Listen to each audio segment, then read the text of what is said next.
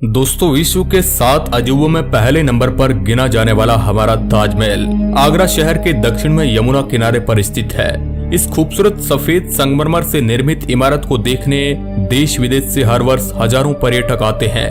आपने ये तो सुना है कि मुगल राजा शाहजहां ने अपनी तीसरी बेगम मुमताज की याद में इसे बनाया था। प्यार के प्रतीक इस भव्य मकबरे को बनाने में 22 वर्ष लग गए थे। दोस्तों, दुनिया भर में ऐसी अमूल्य रत्न जड़ित कोई दूसरी इमारत नहीं है। इसे देखकर ही यूनेस्को ने साल 1983 में ताजमहल को विश्व धरोहर घोषित कर दिया था। ताजमहल को बने 370 साल बीत चुके हैं, लेकिन इसके बारे में कई ऐसी बातें भी है जो आज भी रहस्य बनी हुई है। शाहजहां और मुमताज बेगम के बारे में कई किस्से कहानियां भी प्रचलित है। तो आज हम इस वीडियो में आपको बताने वाले हैं कि ताजमहल के बारे में ऐसी कौन सी बातें हैं जिनको आप आज भी नहीं जानते हैं, वो आज भी एक रहस्य बनी हुई है। साथ ही आपको ऐसी कई मिस्ट्रीज बताएंगे जिनको जानने पर आप चौंक जाएंगे। तो हेलो दोस्तों, आप देख रहे हैं royal TV India YouTube channel by doctor Shyam Vishnoi. यदि हमारा वीडियो आपको पसंद आता है तो इसे शेयर जरूर करिएगा। दोस्तों, आप सभी ने ये तो सुन रखा है कि ताजमहल को शाहजहां ने अपनी बेगम मुमताज की याद में साल 1653 में बनाया था, लेकिन आपने ये कभी नहीं सोचा होगा कि जिस समय ताजमहल को बनाया गया था उस समय बिना सीमेंट और बिना मशीनों के इतनी भव्य इमारत बनाना कैसे संभव हुआ। तो जानते हैं इसके निर्माण की कहानी। दोस्तों, हमारे देश पर 1628 से लेकर 1658 तक मुगल बादशाह शाहजहां का शासन था। शाहजहां की तीसरी पत्नी मुमताज से उनको बहुत ही ज्यादा लगाव था। मुमताज का पूरा नाम अर्जुमन बानो बेगम था।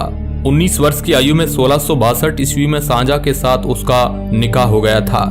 निकाह के ठीक 19 वर्ष बाद 17 जून 1631 को अपनी 14वीं संतान को जन्म देते समय मुमताज की मृत्यु हो गई थी। शाहजहां इससे बहुत दुखी हुए थे। वे अपनी प्रिय बेगम की याद में ऐसा भव्य मकबरा बनाना चाहते थे कि विश्व में दूसरा कहीं न हो। इसके लिए बादशाह ने कई देशों से वहां के नामचीन कारीगरों को बुलाकर आगरा में यमुना नदी के किनारे ताजमहल का निर्माण शुरू करवाया। ऐसी भव्य इमारत दुनिया में कहीं नहीं देखी थी। इसके लिए सफेद संगमरमर राजस्थान के मकराना से मंगवाया गया था। जेड और क्रिस्टल चाइना से मंगवाया गया था। लेपिस लेजुली अफगानिस्तान से, तिब्बत से, टर्कोइज जैस्पर पंजाब से, सेफायर श्रीलंका से और कार्नेलियन नामक कीमती पत्थर अरब से मंगवाया गया था। दोस्तों, शाहजहां ने ऐसे ही 28 तरह की बेशकीमती अमूल्य रत्नों और पत्थरों को संगमरमर में जड़वाया था। आपके मन में यह भी प्रश्न अवश्य आ रहा होगा कि उस समय आज जैसे यातायात के साधन नहीं थे, तो फिर इन्हें कैसे लाया गया होगा। दोस्तों, कहा जाता है कि विभिन्न देशों से इन सामानों को लाने में 1000 से अधिक हाथियों और ऊंटों का प्रयोग किया गया। ताजमहल की नींव में कंकड़ पत्थर के साथ साथ विशेष किस्म की लकड़ियां भी प्रयोग की गई, जो नमी को पाकर और मजबूत हो जाती है। इसलिए तो यमुना के किनारे रेतीली जमीन में आज भी ताजमहल मजबूती के साथ खड़ा है। मुमताज की मृत्यु के तुरंत बाद 1631 में ही ताजमहल का निर्माण कार्य शुरू कर दिया था और यह 1653 में बनकर तैयार हुआ था। कहा जाता है कि 22 वर्षों तक लगातार 20,000 से अधिक कारीगरों और मजदूरों ने कार्य करके इसे पूरा किया था। दोस्तों, वास्तुकला का इसमें शानदार नमूना दुनिया में किसी कोने में नहीं मिलता है। शाहजहां स्वयं वास्तुकला के बहुत बड़े जानकार थे। ताजमहल में प्रयोग की गई एक एक चीज को उन्होंने हीरे के जैसे परख के चुना था। ताजमहल को बनाने में उन्होंने जी जान लगा दी थी। संगमरमर को तराशने के लिए उन्होंने उज्बेकिस्तान के बोकारा से कारीगर मंगवाए थे। ताजमहल की दीवारों पर जो नक्काशी और मीनाकारी है उनको इटली के मशहूर कारीगरों ने की थी। इसी के साथ ही ईरान और बलूचिस्तान से पत्थरों को तराशने वाले कारीगर मंगवाए गए थे। अब आप सोच रहे हैं कि इतनी भव्य इमारत को बनाने में कितना खर्चा आया होगा। जब ताजमहल का निर्माण हुआ तो इसका खर्च करोड़ों में आया था, लेकिन वर्तमान में यदि कोई ऐसी इमारत बनाई जाए तो एक आकलन के अनुसार 57 अरब 60 करोड़ रुपए खर्च होंगे। दोस्तों, मुमताज की मृत्यु बुरहानपुर में हुई थी और उसका शव वहीं दफनाया हुआ था। ताजमहल के निर्माण के दौरान उसका शव वहां से निकालकर ताजमहल के पास ही एक बगीचे में दफनाया गया। साल 1653 में जब ताजमहल बनकर तैयार हुआ तो उसकी मुख्य गुंबद के नीचे मुमताज का शव कब्र बनाकर दफनाया गया। शाहजहां का ध्यान ताजमहल की खूबसूरती पर इतना था कि उसने अपना पूरा खजाना ही खाली करवा दिया। इस बीच उसी के ही बेटे औरंगजेब ने आगरा पर हमला करके अपने पिता शाहजहां को कैद कर लिया और शासन अपने हाथों में ले लिया।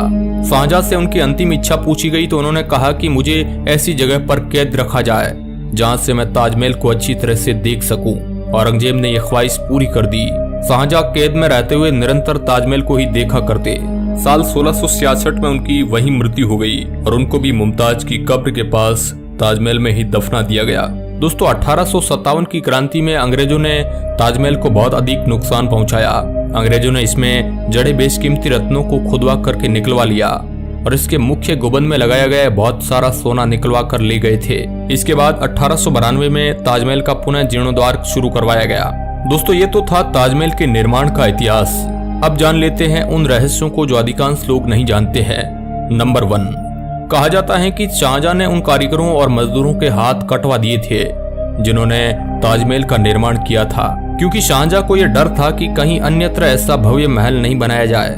लेकिन दोस्तों ये बात झूठी लगती है, क्योंकि इसका प्रमाण कहीं नहीं मिला है। कुछ इतिहासकार ये भी मानते हैं कि शाहजहां ने उन मजदूरों और कारीगरों को जीवन भर का पगार देकर अपने यहाँ पर रख दिया था। नंबर 2, ताजमहल की जो 4 मीनारें बनी हुई है वह बाहर की ओर झुकी हुई है। इनको जानबूझकर ऐसा बनाया गया है क्योंकि भूकंप आदि के समय ये गिरे तो भी मुख्य मकबरे को कोई नुकसान नहीं पहुंचा सके। नंबर 3, वर्तमान में हम जो भाग ताजमहल का देखते हैं असलियत में वह ताजमहल का पिछला हिस्सा है। इसका मुख्य भाग तो यमुना नदी की तरफ है, जहां से बादशाह नदी के रास्ते आकर के प्रवेश किया करते थे। नदी के किनारे एक चबूतरा भी स्थित है जो समय के साथ लुप्त हो गया। इसी चबूतरे से राजा और शाही परिवार के सदस्य ताजमहल में आया करते थे। नंबर 4, कुतुब मीनार की ऊंचाई सबसे अधिक मानी जाती है, लेकिन आप ये सुनकर के हैरान रह जाएंगे कि ताजमहल की ऊंचाई कुतुब मीनार से भी अधिक है। कुतुब मीनार 72.5 मीटर ऊंचा है, जबकि ताजमहल की ऊंचाई 73 मीटर है। नंबर 5, दोस्तों शोधकर्ताओं ने ताजमहल पर कई शोध किए। उनका मानना है कि ताजमहल के नीचे 1000 से भी ज्यादा कमरे हैं।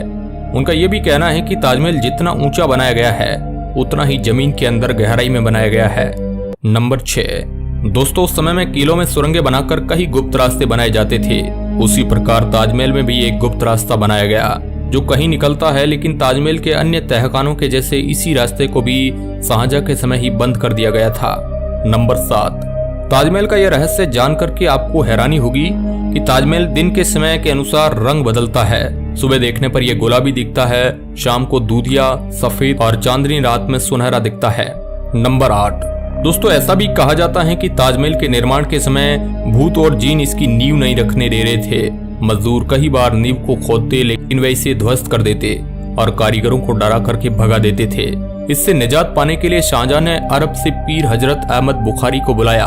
इन्होंने कुरान के कलमे पढ़े और शाहजहां के हाथों नींव रखवा करके कार्य शुरू करवाया गया। तब कहीं जाकर इसका निर्माण शुरू हो सका। नंबर 9, कुछ लोगों का यह भी मानना है कि ताजमहल से पहले वहां पर एक हिंदू मंदिर था जो कि तेजो महल के नाम से जाना जाता था। बाद में इसे ताजमहल का रूप दे दिया गया।